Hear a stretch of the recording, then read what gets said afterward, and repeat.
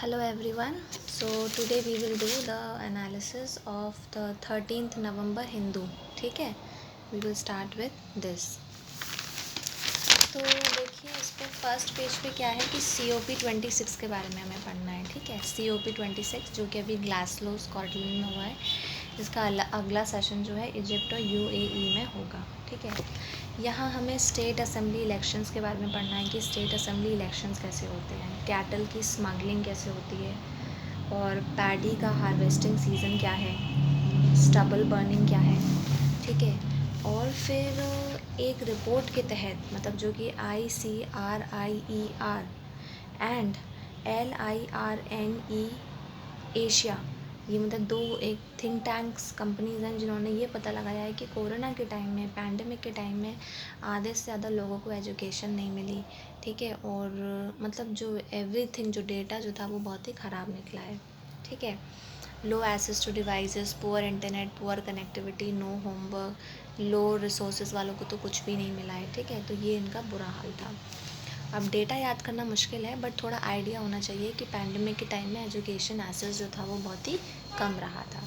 ठीक है, फिर हम लोग central board of direct taxes के बारे में पढ़ेंगे. ठीक है, फिर हम लोग सेक्रेटरी जनरल जो होते हैं राज्यसभा के, उनके बारे में पढ़ेंगे. ठीक है, फिर ये परमानेंट कमीशन जो अभी 11 औरतों को दिया गया है, तो ये परमानेंट कमीशन है क्या, we will study about that. फिर कहा गया है कि रिटेल इन्फ्लेशन बढ़ रहा है, तो वी हैव टू स्टडी ये रिटेल इन्फ्लेशन है क्या, फर्स्ट ऑफ ऑल ये बढ़ता कैसे है और ये फंक्शन कैसे होता है. ठीक है, we will study about it. Index of the industrial production, ये हमें पढ़ना पड़ेगा. चेन्नई में बहुत ज़्यादा रेन बढ़ रही है, ये हमें पता है कि ये नॉर्थ ईस्ट मानसून से होता है, बट ये नॉर्थ ईस्ट मानसून क्या है उसके बारे में पढ़ेंगे. We will study about the south west monsoons. ठीक है, so that's all for the first page. Second page पे इंटरटेनमेंट है, कुछ इंपॉर्टेंट नहीं है. सेकेंड पेज पे, थर्ड पेज पे देखो ये है कि क्वेश्चन ये है कि स्ट्राइक्स को कोर्ट इनवैलिड कैसे डिक्लेयर करता है, हमें इस बारे में जानना होगा. ठीक है, और that's all for this page. And then comes to page number 4. Page number 4 में ये बताया जा रहा है कि रेप केसेस में लाइफ इम्प्रिजनमेंट कैसे मिलता है. ठीक है, और फिर पेज नंबर 5 पे ये कहा जाता है कि जर्नलिज्म जो है वो खतरे में है in the age of surveillance. So we have to study, we have to make a research on this topic that journalism in the age of surveillance and how the Pegasus software is being, ये एक Pegasus एक software है और उसका misuse किया जा रहा है. ठीक है, फिर एक और चीज़ है कि कंट्री में नोरो वायरस बहुत बढ़ रहा है, नोरो वायरस जिसमें वॉमिटिंग और डायरिया है, तो we have to study about the noro virus. और फिर एक एंजाइटी ड्रग अल्फ्राजोलम, इसके बारे में हम लोग पढ़ेंगे. ठीक है, फिर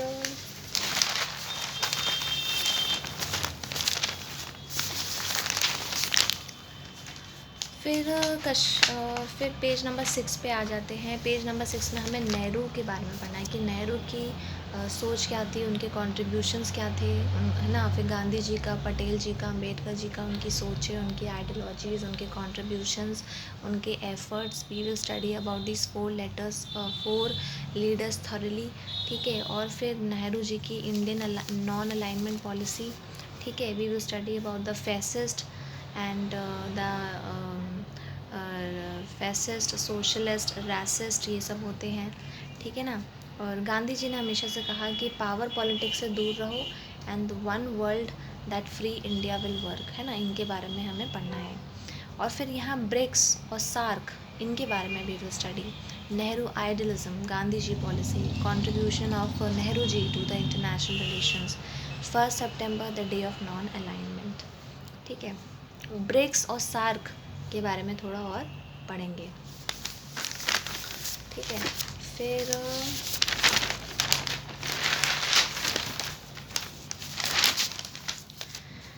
देखो data bill, personal data protection bill के बारे में हम लोग पढ़ेंगे कि क्या है personal data protection bill. Investigation के रूल्स और प्रोसीजर्स क्या होते हैं, यूनाइटेड नेशंस का वर्ल्ड फूड प्रोग्राम क्या है, इकोनॉमिक रिकवरी के मेजर्स क्या हो सकते हैं, नेशनल इन्वेस्टिगेशन एजेंसी का क्या रोल है कि वो इतना न्यूज़पेपर में आता है. ठीक है, और फिर ये काशी विश्वनाथ का जो कॉरिडोर टेम्पल है जो कि बहुत फेमस है, अहल्या बाई होलकर, उनके बारे में हम पढ़ेंगे. बाबा विश्वनाथ, लॉर्ड शिवा, जो कि एक ज्योतिर्लिंगा है। फिर मेंबर ऑफ़ लेजिस्लेटिव असेंबली, इसका कैसे सब कुछ होता है, इलेक्शन, उनके फंक्शंस क्या है, रोल, ये सब हम पढ़ेंगे। सुप्रीम कोर्ट का कॉलेजियम किस चीज़ से बना होता है, कस्टोडियल डेथ का क्या इफ़ेक्ट है। फिर फेसबुक कैसे मैनिपुलेट कर रहा है अपनी फॉल्टी टेक्नोलॉजीज से, it is tarnishing the image of a country like India and specially the politics. फिर अगले पेज पे ये है कि कोरोना के टाइम में साइबर क्राइम 500% बढ़ा था। ठीक है, तो यहाँ हमें एक नेशनल फ्रेमवर्क की ज़रूरत है, हमें आईटी एक्ट में मॉडिफिकेशंस की ज़रूरत है और पर्सनल डेटा प्रोटेक्शन बिल्स की ज़रूरत है। ठीक है, drones, ransomware, internet of things पे हमें कंट्रोल रखना पड़ेगा। ठीक है, फिर सुंदरबंस, मैनग्रोव्स के बारे में we will study, Kumaon regiment, फिर बैटल ऑफ रिजांगला जो कि लद्दाख का है, और परमवीर चक्र मिला है। तो ये परमवीर चक्र क्यों मिलता है उनके बारे में पढ़ेंगे। एंटी लिंचिंग गाइडलाइंस क्या होती हैं कोर्ट की, आदि शंकरा। ठीक है, मोदस ऑपरेंडी, ये सब क्या होता है। फिर H1 वीज़ा मिला है for the spouses to work, acute malnutrition in Afghanistan, we will study about it. ठीक है, और फिर स्मॉल इन्वेस्टर्स भी अब डायरेक्टली इन्वेस्ट कर सकते हैं गवर्नमेंट सिक्योरिटी से। तो इस तरीके से मोदी जी जो हैं वो एक कस्टमर ग्रीवियंसेस सेंट्रिक पॉलिसीज़ बना रहे हैं, तो इसके बारे में वी हैव टू स्टडी। ठीक है, फिर कॉमनवेल्थ गेम्स, ICC जो कि इंडियन क्रिकेट काउंसिल होता है, खेल रत्न, फिर ल्यूइस हैमिल्टन जो कि स्ट्रेट फार्मूला रेस। ठीक है, we will study about all this. That's all for today, thank you.